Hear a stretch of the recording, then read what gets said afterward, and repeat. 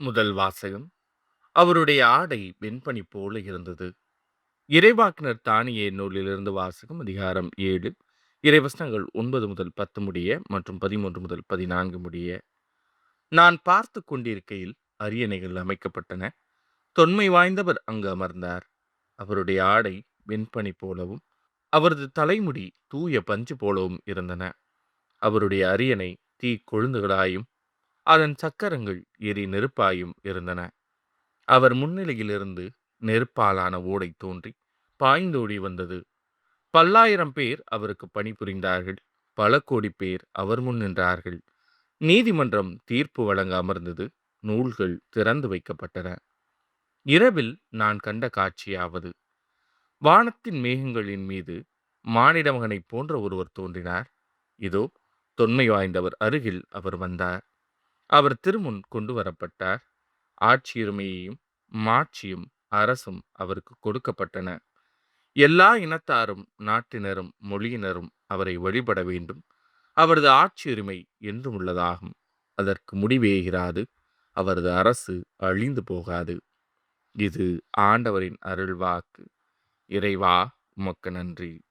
பதிலுரை பாடல். உலகனைத்தையும் ஆளும் உன்னதராம் ஆண்டவர் ஆட்சி செய்கின்றார். ஆண்டவர் ஆட்சி செய்கின்றார். பூவுலகம் மகிழ்வதாக. திரளான தீவு நாடுகள் களி கூர்வனவாக. மேகமும் காரிருளும் அவரை சூழ்ந்துள்ளன. நீதியும் நேர்மையும் அவரது அரியணையின் அடித்தளம். உலகனைத்தையும் ஆளும் உன்னதராம் ஆண்டவர் ஆட்சி செய்கின்றார்.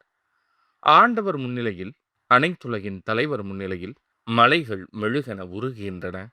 வானங்கள் அவரது நீதியை அறிவிக்கின்றன. அனைத்து மக்களினங்களும் அவரது மாட்சியை காண்கின்றன. உலகனைத்தையும் ஆளும் உன்னதராம் ஆண்டவர் ஆட்சி செய்கின்றார்.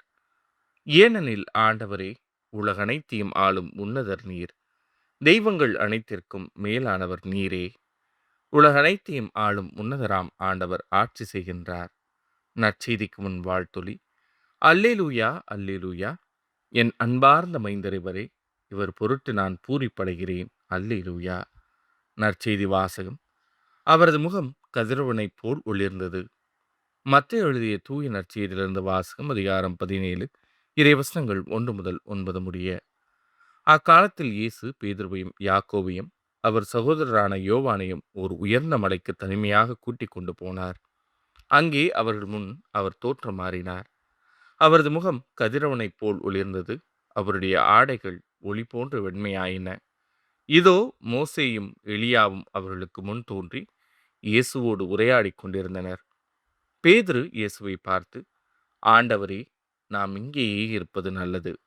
உமக்கு ஒன்றும் மோசேவுக்கு ஒன்றும் எலியாவுக்கு ஒன்றுமாக 3 கூடாரங்களை அமைக்கட்டுமா?